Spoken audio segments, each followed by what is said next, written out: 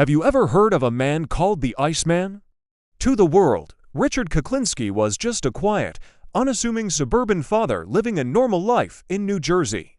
He had a family, a house, and neighbors who saw him as completely ordinary. But beneath that placid surface was a chilling secret. To the criminal underworld, he wasn't Richard Kuklinski, the family man. He was a cold, clinical instrument of death, a contract killer who successfully evaded the FBI and law enforcement for over 3 decades. This is the story of how a man led a disturbing double life, balancing neighborhood barbecues with brutal mob contracts. He was a phantom, a ghost in the system, whose methods were so unique they baffled investigators for years.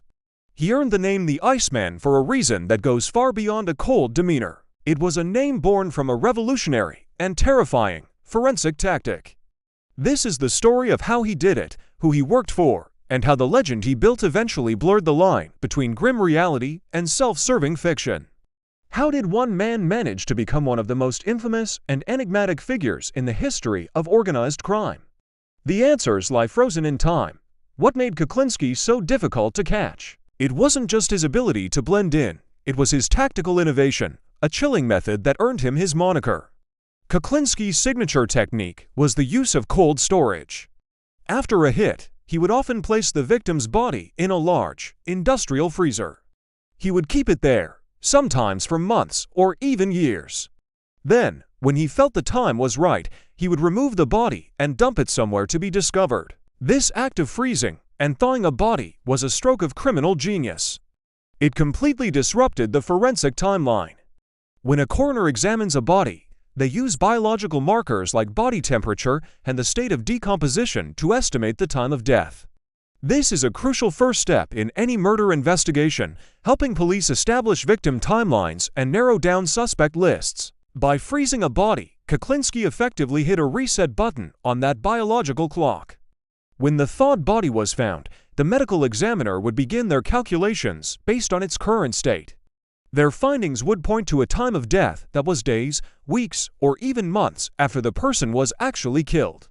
This created a false timeline, a dead end for detectives. It made connecting Kuklinski to the crime nearly impossible. He could have a verifiable alibi for the time the police believed the murder occurred because he had actually committed the act long before. This masterful deception threw investigators off his trail time and time again, allowing him to operate in the shadows for decades, a ghost in the system whose crimes were literally lost in time. Kuklinski didn't operate in a vacuum. He was a tool for some of the most powerful criminal organizations in America. He was closely associated with the notorious Demio crew, a faction of the Gambino crime family, one of the infamous 5 families that controlled the New York and New Jersey underworld. The Demio crew itself was known for its ruthlessness and efficiency, and Kuklinski fit right in. He became their go-to freelance enforcer for jobs that required a special kind of detachment. According to Kuklinski's own accounts, his methods were incredibly diverse. He claimed to have used everything from cyanide, which mimics a heart attack and can be difficult to detect, to firearms, explosives, and even a crossbow. He presented himself as a versatile artist of death, adapting his tools to the specific requirements of each contract. However, it's critically important here to separate what's been proven from what's been claimed. While he painted a picture of himself as a master assassin with a vast and varied toolkit, the legal reality is more contained. Richard Kuklinski was officially and legally convicted of 5 murders. Law enforcement officials, however, widely acknowledge that this number is just the tip of the iceberg. They firmly believe his true body count is significantly higher, potentially numbering in the dozens, if not more. But the gap between suspicion and conviction is vast, and many of his alleged crimes remain just that, allegations, fueled by his own chilling prison cell narratives. As his time in prison went on, the legend of the Iceman grew, fueled by Kuklinski himself. In a series of high-profile interviews from behind bars, he began making extraordinary claims that went far beyond his confirmed convictions. He positioned himself not just as a mob enforcer, but as a key player in some of the 20th century's most enduring mysteries.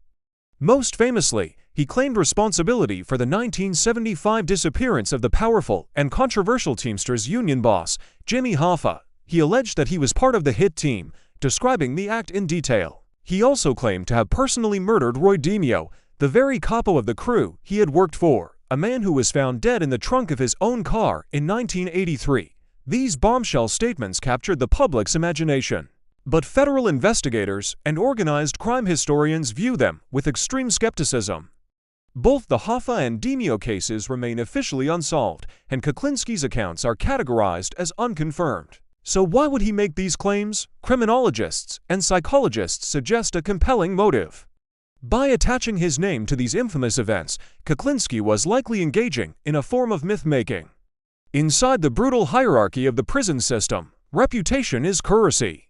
By portraying himself as a Forrest Gump of the underworld, a figure present at every major event, he was likely attempting to build and maintain a status of fear, respect, and power, ensuring his survival and solidifying his terrifying legacy, whether it was entirely true or not. Richard Kuklinski died of natural causes in prison in 2006. He took many secrets to his grave, leaving behind a complex and disturbing legacy. His story is a tangled web that blurs the line between a hitman's brutal reality and a convicted killer's self-aggrandizing fiction. We have the confirmed facts, 5 convictions, and a groundbreaking forensic tactic that baffled police. Then, we have the unconfirmed legends, claims of involvement in iconic crimes, and a body count stretching into the dozens. He was, without a doubt, a dangerous and prolific criminal. But was he the underworld boogeyman he claimed to be, or a manipulative storyteller building his own dark myth from a prison cell? The evidence is multifaceted, and the truth may lie somewhere in between. How do you evaluate the story of the Iceman? Let us know what you think in the comments.